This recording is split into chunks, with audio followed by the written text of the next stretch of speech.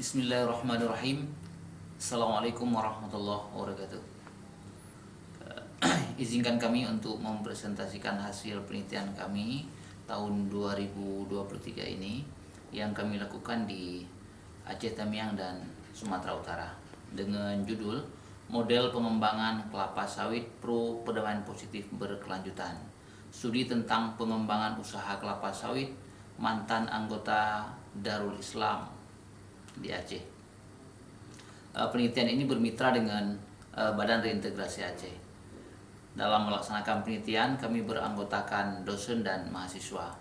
Saya sendiri, Profesor Dr. Suadi MSI selaku ketua, anggota Iromi Ilham MA, Fakhrul Rozi MA, Awaludin Arifin MKom, dan dari mahasiswa ada Faizul Aulia serta Huzaifah.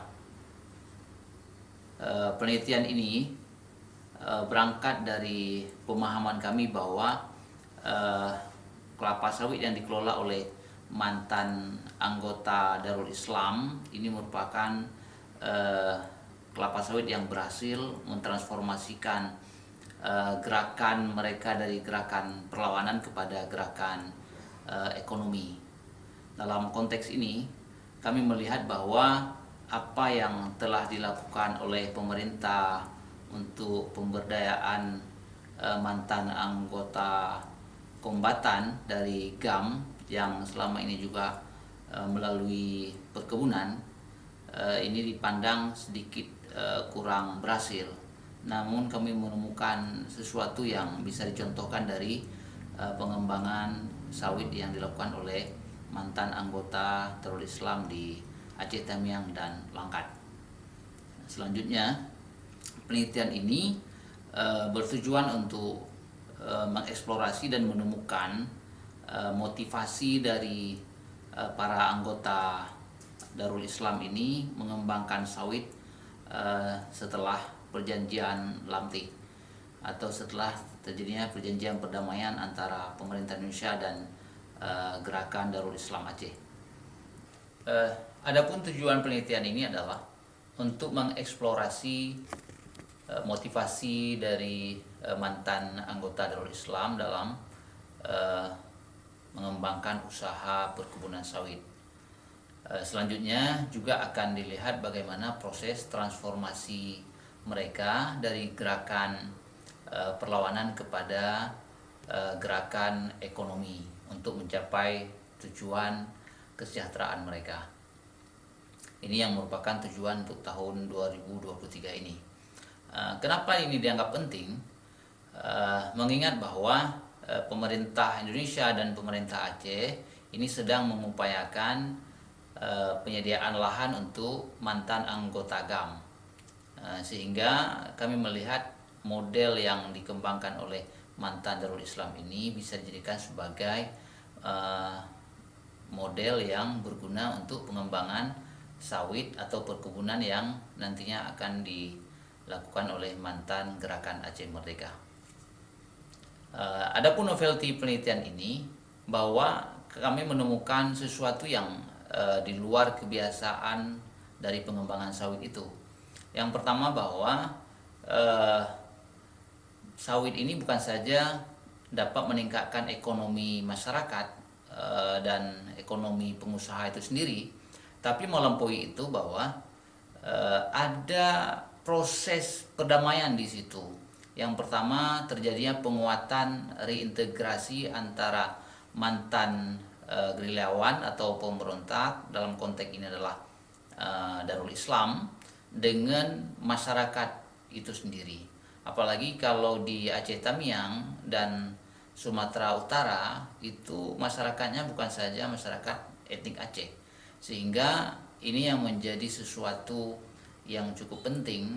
Artinya ada penyatuan yang masyarakat yang berbeda budaya untuk melakukan usaha pertanian ini, sehingga stereotip negatif yang terjadi kepada budaya tertentu juga bisa dieliminir melalui pengembangan sawit. Kemudian ada keberlanjutan ekologi. Apa yang dilakukan oleh mantan gerakan Darul Islam ini, ternyata sawit yang dikembangkan itu juga bisa terpelihara ekologi, karena HGU yang mereka peroleh ternyata sebagiannya itu diberikan kepada untuk peningkatan keberlanjutan lingkungan, dalam hal ini adalah oksigen. Kemudian budaya pertanian masyarakat yang dari petani padi juga tidak diganggu walaupun itu sudah masuk ke wilayah HGU, sehingga ada budaya pertanian yang terpelihara untuk bisa menjadi contoh bagi kita, dan sekaligus ini bisa menjadi keberlanjutan ketahanan pangan tentunya, karena mengingat pertanian disitulah padi. Baik, untuk mencapai tujuan penelitian, maka penelitian ini menggunakan metode kualitatif. Dalam hal ini observasi partisipan, wawancara mendalam, FGD, pemanfaatan dokumen telah digunakan untuk memperoleh data yang dipandang akurat untuk menjawab rumusan masalah tersebut atau tujuan penelitian. Penelitian ini melibatkan informan dari kalangan keluarga, mantan anggota Darul Islam atau DITI, kemudian masyarakat sekitar perkebunan, serta pekerja yang dilibatkan dalam perusahaan tersebut. Berkaitan dengan keluarga sebagai informan, ini hanya dipilih keluarga yang dilibatkan dalam pengembangan usaha yang telah dikembangkan oleh mantan anggota DITI. Adapun hasil penelitian ini yang diperoleh selama di lapangan atau selama penelitian, bahwa apa yang menjadi motif mantan anggota DITI memilih sawit sebagai usaha ekonomi. Yang pertama itu adalah keinginan mereka sendiri yang dalam pandangan mereka bahwa ini kebun bisa berkontribusi kepada masyarakat Aceh secara luas, mengingat bahwa sawit ini melibatkan banyak tenaga kerja, baik dari proses persiapan lahan sampai pada proses produksi hasil berikutnya. Ini yang menjadi pandangan mereka.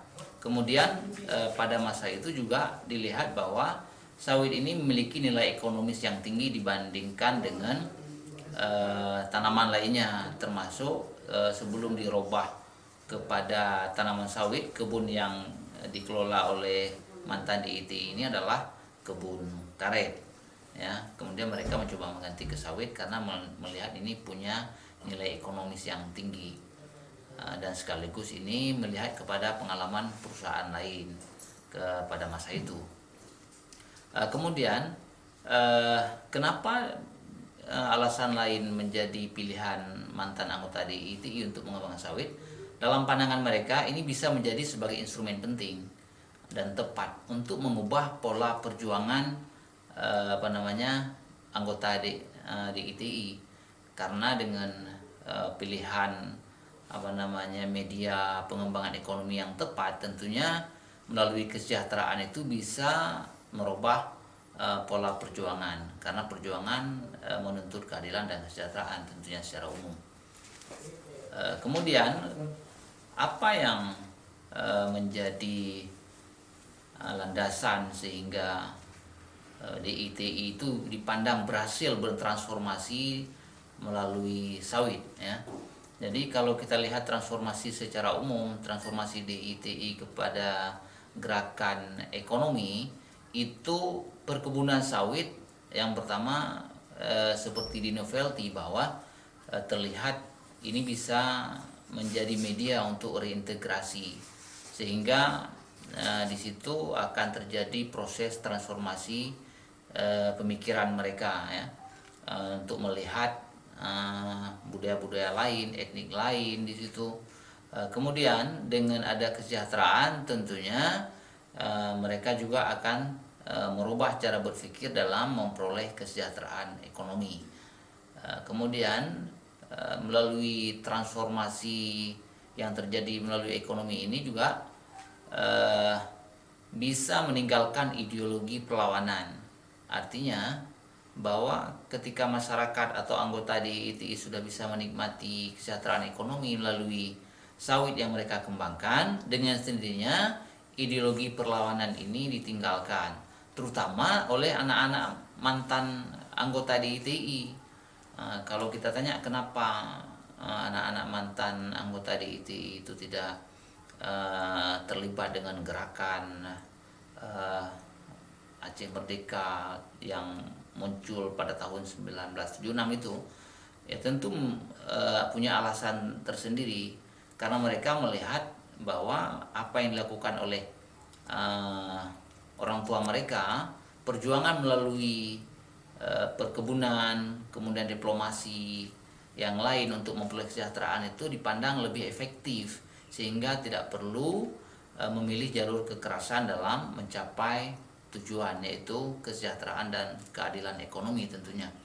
Pada sisi lain, anak-anak mereka itu juga memilih jalur politik untuk memperoleh kesejahteraan itu, sehingga dalam hal ini bisa dipandang bahwa sawit itu berperan untuk mentransformasi ideologi gerakan Darul Islam ini sendiri, sehingga tidak ada berkelanjutan pada anak-anak mereka.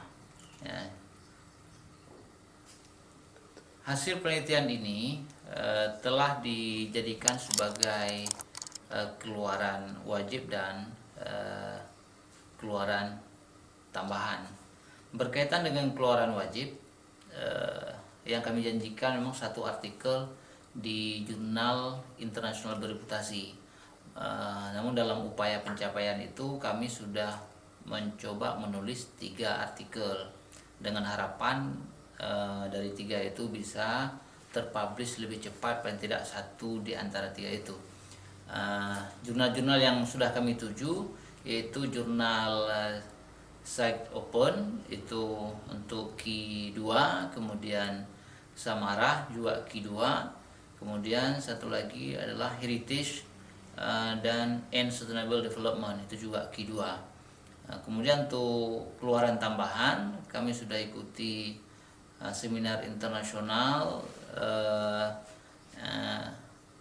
IICIS atau IICIS yang dilakukan oleh APSI di Lampung.